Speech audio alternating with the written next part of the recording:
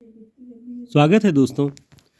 हिंदी साहित्य के आदिकाल पर आज हम आपसे बहुत ही महत्वपूर्ण नोट्स साझा करने जा रहे हैं। अगर आप Madhya Pradesh assistant professor exam और राजस्थान असिस्टेंट प्रोफेसर एग्ज़ाम की तैयारी कर रहे हैं तो ये परीक्षाएं मार्च में होने वाली हैं। राजस्थान लोक सेवा आयोग से जो आयोजित परीक्षा है वह 17 मार्च को होने वाली है और मध्य प्रदेश लोक सेवा आयोग से आयोजित असिस्टेंट प्रोफेसर एग्ज़ाम की परीक्षा वो 3 मार्च को होने वाली है। तो इस क्रम में आप हिंदी साहित्य की तैयारी, अगर आप चैनल पे नए हैं तो हमारे चैनल पे कर सकते हैं, चैनल को सब्सक्राइब कर सकते हैं। शुरुआत करते हैं हिंदी साहित्य का आदिकाल पर महत्वपूर्ण नोट्स। इस काल की समय सीमा संवत 1050 से 1375 तक, अर्थात 993 ईस्वी से 1318 ईस्वी तक मानी जाती है। ये आपको ध्यान रखना होगा, जब संवत में पूछेगा तो 1050 से 1375 तक, और सन में इसे जब बदलेंगे तो 993 से 1318 ईस्वी तक इसकी समय सीमा है। आदिकाल को आचार्य रामचंद्र शुक्ल जी ने 4 प्रकरणों में विभाजित किया है।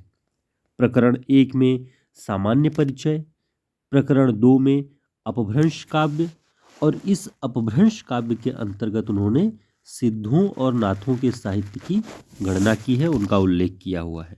तो प्रश्न में जब भी पूछा जाए कि सिद्धों और नाथों का साहित्य हिंदी साहित्य के आदिकाल में शुक्ल जी ने किस काव्य के अंतर्गत किया है, तो अपभ्रंश काव्य। तीसरा प्रकरण है देश भाषा काव्य।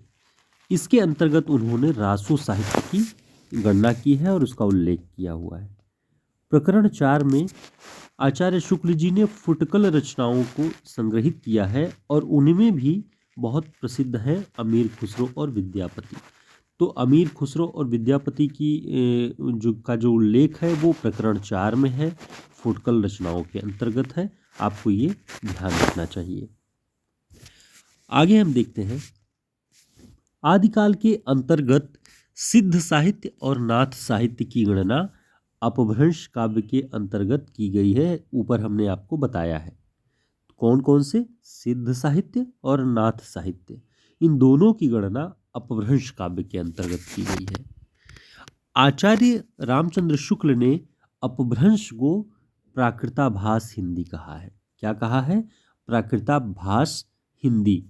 वे लिखते हैं कि आदिकाल के अंतर्गत जो अपभ्रंश का साहित्य प्राप्त हुआ है वह उस समय की बोलचाल का रूप न होकर उस समय के कवियों की भाषा है। शुक्ल जी कह रहे हैं कि उस समय बोलचाल की भाषा नहीं, जो ये प्राप्त हुआ है हमें, वो बोलचाल की भाषा न होकर उस समय की कवियों की भाषा है। इसलिए अपभ्रंश को उन्होंने प्राकृताभास हिंदी, प्राकृत का आभास देने वाली हिंदी कहा है। सिद्ध संतों के नाम के अंत में पा प्रत्यय आदर सूचक रूप में लगा होता है। सरहपा, कढ़पा, लुईपा, तो ये जो प्रत्यय पीछे पा लगा हुआ है वो आदर सूचक होता है। ठीक, आगे देखते हैं। सिद्ध और नाथ दोनों ही बौद्ध धर्म की वज्रयानी शाखा से निकले हैं। तो सिद्ध और नाथ किस धर्म के अंतर्गत आते हैं? बौद्ध धर्म। और किस शाखा से, बौद्ध धर्म किस शाखा से वे निकले हैं? तो वज्रयानी शाखा से निकले हैं। लेकिन दोनों की साधनाओं में बहुत अंतर था। दोनों की पूजा पद्धतियों में, उनकी साधनाओं में काफी अंतर था। वज्रयानी सिद्धों का जो लीला क्षेत्र था, सिद्ध और नाथ दो साहित्य प्राप्त हुए हैं। सिद्धों का लीला क्षेत्र कहाँ माना जाता है? वे उन्होंने अपना डेरा कहाँ जमाया? तो उन्होंने अपना लीला क्षेत्र भारत के पूर्वी भाग को, बिहार, उड़ीसा, बंगाल, ये जो क्षेत्र है, उन पूर्वी क्षेत्रों में उन्होंने अपने वज्रयानी सिद्धों ने अपना जो क्षेत्र चुना वो ये था। नाथपंथी योगियों ने अपनी शिक्षाओं का प्रसार देश के पश्चिमी भागों में किया। अब देखिए, सिद्ध और नाथ बौद्ध धर्म के वज्रयानी शाखा के अंतर्गत दोनों ही थे, लेकिन सिद्धों ने अपना जो क्षेत्र चुना वो भारत का पूर्वी भाग, और नाथों ने जो चुना वो पश्चिमी भाग, यानी पंजाब और राजपूताना का जो क्षेत्र है राजस्थान का, इस क्षेत्र को उन्होंने चुना। नाथों ने। अब सिद्धों की संख्या कितनी है, तो सिद्धों की जो प्रसिद्ध संख्या है वो है 84, परीक्षाओं में पूछे जाते हैं, और नाथों की संख्या 9 है। नाथ पंथ सिद्धों की परंपरा से ही छट कर निकला है, इसमें कोई संदेह नहीं। ये शुक्ल जी लिखते हैं कि जो नाथ पंथ था वो सिद्धों से ही छट कर निकला है, इसमें कोई संदेह नहीं। सिद्धों की जो एक तरह से मान लीजिए कि जो वामाचार था, जो उनके जो सिद्धांत थे, उनसे नाराज होकर जो कुछ एक समूह बाहर निकला, वो नाथपंथियों का हुआ, नाथपंथ उसे नाम दिया गया। तो इन्हीं से छट कर, सिद्धों से छट कर ही ये अपना पंथ चलाते हैं। सिद्धों ने जाति पाति आदि बाह्याडंबरों का तो घोर विरोध किया।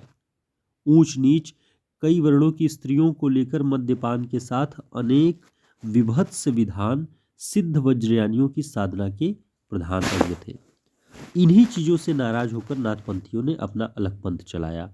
उन्होंने जाति पात आदि बाह्याडंबरों का तो घोर विरोध किया, लेकिन मद्यपान को उन्होंने बढ़ावा दिया, स्त्रियों के भोग को उन्होंने बढ़ावा दिया, और अनेक जो विभत्स विधान हो सकते थे वो सिद्ध वज्रयानियों की साधना के प्रधान अंग बने, और नाथपंथी इनसे नाराज होकर के अपना एक अलग मत चलाते हैं।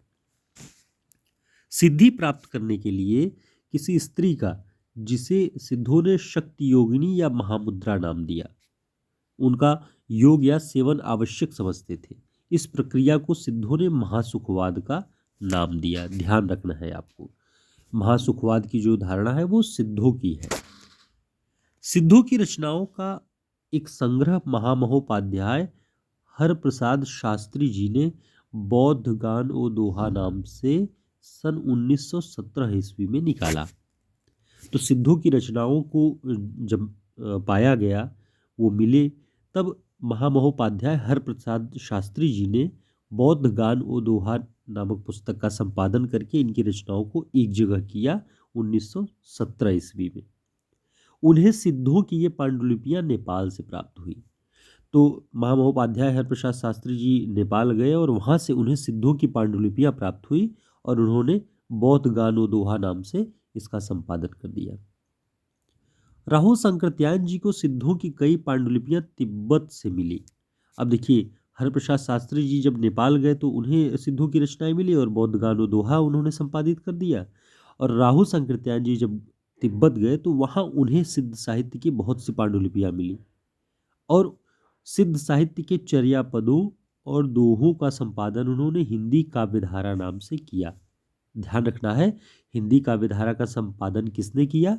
राहुल शंकरत्यायन जी ने। और इसका विषय क्या है? तो इसमें सिद्धों की जो पांडुलिपियां उन्हें तिब्बत से मिली, उसका उन्होंने इसमें संकलन किया है। ये महत्वपूर्ण प्रश्न है जो परीक्षाओं में आपसे पूछे जा सकते हैं और पूछे भी गए हैं, उन्हीं का कलेक्शन आपको इसमें मिलेगा और आने वाली परीक्षाओं के लिए बहुत उपयोगी होगा। आगे देखते हैं, गाथा या गाहा कहने से प्राकृत भाषा का बोध होता है। कई बार प्रश्न पूछा जा चुका है कि हिंदी साहित्य के आदिकाल में गाथा या गाहा कहने से किस भाषा का बोध होता है, या ये किस भाषा के शब्द हैं? तो ये प्राकृत भाषा के शब्द हैं और प्राकृत भाषा का बोध होता है। दोहा या दूहा कहने से अपभ्रंश या लोक प्रचलित काव्य भाषा का बोध होता है। तो जिस समय प्राकृत साहित्य की भाषा थी, उस समय अपभ्रंश लोक प्रचलित काव्य भाषा थी, इसलिए दोहा या दूहा कहने से अपभ्रंश या लोक प्रचलित काव्य भाषा का बोध होता है। तो मित्रों, ये हम देख रहे थे आदिकाल के बारे में बहुत ही महत्वपूर्ण पॉइंट्स जो परीक्षाओं में पूछे गए हैं, और इनकी जानकारी से आप आदिकाल के बारे में अपनी जो जानकारी है उसे मजबूत कर सकते हैं। तो विभिन्न प्रतियोगी परीक्षाओं में ये आपको काम आने वाला है, आप इसे नोट कर लें। और आदिकाल पर ही आधारित दूसरी क्लास हम लेकर के आएंगे, जिसमें हम अलग अलग रचनाकारों जो कवि उस समय मिले और उनकी कुछ रचनाओं की पंक्तियों पर भी बात करेंगे। तो आगामी परीक्षाओं के लिए कमर कस लीजिए, चैनल को सब्सक्राइब कर लीजिए, वीडियो को लाइक कर दीजिएगा। बहुत धन्यवाद।